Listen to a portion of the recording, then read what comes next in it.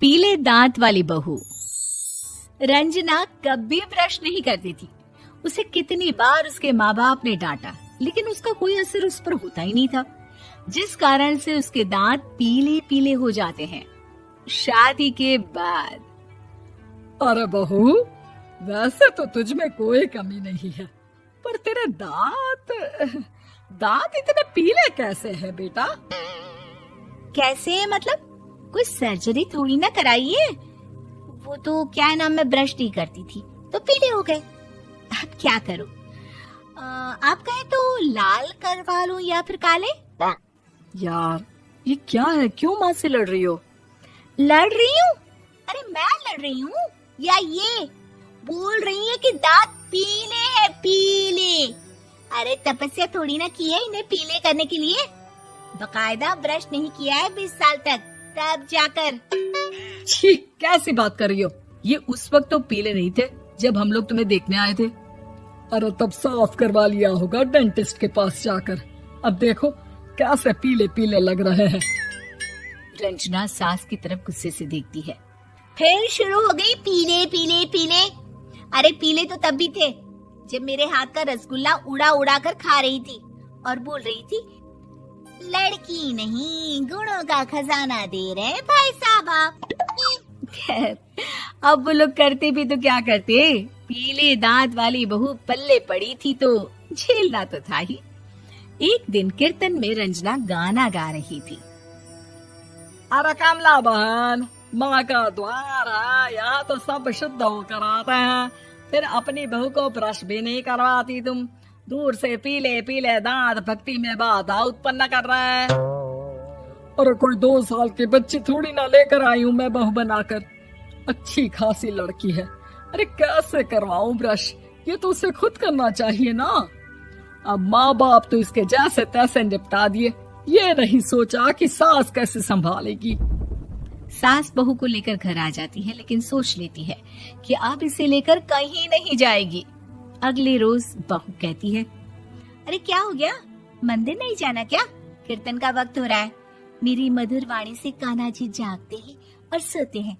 आप तो जानती है ना उनकी भक्ति में कितना मन लगता है मेरा। वो क्या है ना, तबीयत ठीक नहीं लग रही है मेरी, आराम करूंगी मैं। तबीयत ठीक नहीं लग रही? अभी तो मिथुन के गाने पर नाच रही थी आप, और अब बोल रही है कि तबीयत ठीक नहीं लग रही। अरे भक्ति में मन लगा लो सासू माँ, ऊपर जाना है, क्या मुंह दिखाओगी आप? हाँ? सास को बहू की बात पर गुस्सा आ जाता है। मैं क्या मुंह दिखाऊंगी, इसकी चिंता तो ना कर, समझी? अपने मुंह की चिंता कर, जो ये पीले पीले दांत लेकर हर जगह पहुंच जाती है। पता है लोग कितना मजाक बनाते हैं। ना जी ना, मैं नहीं जाना कहीं तेरे साथ। तो ये बात है, कोई ना, मत जाओ, मैं अपने कमरे में ही बैठकर भक्ति कर लूंगी। ऊपर वाला दांत थोड़ी ना देखता है, मन देखता है, भावना देखता है। और अरे बस बस, तू सब कुछ दिखा, बस ये सफेद चमकदार दांत ना दिखाना किसी को, है? जा यहाँ से। बहू को सास की बात का कोई फर्क नहीं पड़ता, वो तो जैसी थी वैसी ही रह जाती है। सुबह नहाकर किचन में खाना बनाना, फिर खाना खाना, कीर्तन भजन करना और सो जाना। एक दिन, माँ जी मैं सहेली के घर जा रही हूँ, शाम को लेट आऊंगी। हाँ हाँ तो जाना, मैंने कौन सा तेरी आरती करनी है घर पर बैठकर। रंजना सहेली के घर जाती है, जहाँ वो पार्टी में जाने की तैयारी कर रही होती है। अरे शिखा, कहाँ जाने की तैयारी कर रही है? मैं गलत वक्त पर आ गई क्या?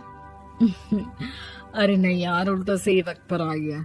मैंने ये साड़ी और ज्वेलरी निकाली है यार, शाम को इनके ऑफिस की एक पार्टी में जाना है। बताना कैसा लग रहा है ये सब? नहीं यार, इस ड्रेस के साथ तो वो वाली ज्वेलरी अच्छी लगेगी। हाँ हाँ सही बोल रही है, मैंने ध्यान ही नहीं दिया। वैसे तो हमेशा से मस्त फैशन सेंस रखती है। तो बड़ा जाती होगी ना पति के साथ पार्टी में। रंजना कुछ नहीं बोलती, बस सोचती है कि यार काश ये बात सही हो जाती, पर मैं क्यों नहीं जाती पार्टी में? क्या इन लोगों की कोई पार्टी होती नहीं होगी? रंजना घर आती है और रात में पति से सवाल करती है, एक बात बताइए, आप मुझे किसी पार्टी में क्यों नहीं ले जाते? क्या आपकी यहाँ ऑफिस में पार्टी नहीं होती? पति बेचारा क्या कहता कि दांत पीले हैं तुम्हारे इसलिए।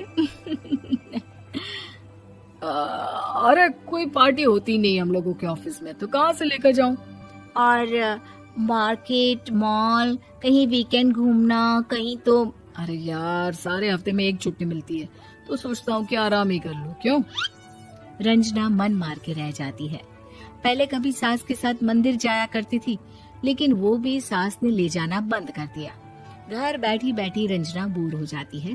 तभी उसे आइडिया आता है और वो मायके जाने का सोचती है। सासू माँ, 2 दिनों के लिए मम्मी के घर जा रही हूँ। अच्छा ठीक है, आराम से जा। और हाँ, माँ से कुछ अच्छी आदत सीख कर आना कि कैसे शरीर के हर भाग की तरह दांतों की सफाई भी जरूरी होती है, समझी? शुरू हो गई ना आप। वो लोग आपकी तरह नहीं है कि छोटी छोटी बात का बतंगड़ बना दे। उन लोगों के लिए मैं मायने रखती हूँ, ना कि मेरे पीले पीले दांत। रंजना माँ को बिना बताए उन लोगों को सरप्राइज देती है, लेकिन जैसे ही वो दरवाजे पर पहुंचती है, अंदर देखती है कि घर वाले कहीं जा रहे होते हैं। अब माँ, काश रंजना दीदी के दांतों वाली प्रॉब्लम नहीं होती, तो वो भी हम लोगों के साथ चलती ना बुआ जी की बेटी की शादी में। हाँ बेटा, लेकिन अब उसे कौन समझाए कि उसको उसके पीले दांत नहीं दिखते, लेकिन उसके आसपास के लोगों को कितना एम्बैरेसिंग फील कराते हैं। मुझे तो कितनी बार उसके स्कूल की टीचर ने शिकायत की कि उसके साथ कोई लड़की बैठना भी नहीं चाहती, और ना ही कॉलेज में कोई उससे बात करना चाहता था। लेकिन पता नहीं क्यों उसे ये बात समझ में ही नहीं आती। कोई कमी नहीं है उस लड़की में, बस यही कि दांत पीले हैं। वो तो भला हो जीजा जी और उनकी माँ का, जो दीदी को जैसी है वैसे ही रखा हुआ है। रंजना को अपने घर वालों की बात सुनकर बहुत दुख होता है। वो सोचती है कि वो क्या करे, लेकिन फिर वो सीधा डेंटिस्ट के पास जाती है, अपने दांत चमकाती है और कसम खाती है कि वो रोज ब्रश करेगी। अरे क्या हो गया? तुम तो 2 दिनों के लिए गई थी ना, पर कोई ना, अच्छा है, चलो आ गई तो। रंजना सास के सामने आकर खड़ी हो जाती है और पूरी स्माइल करती है, उसके चमकदार दांतों को दिखाती हुई। हैं? चले मंदिर।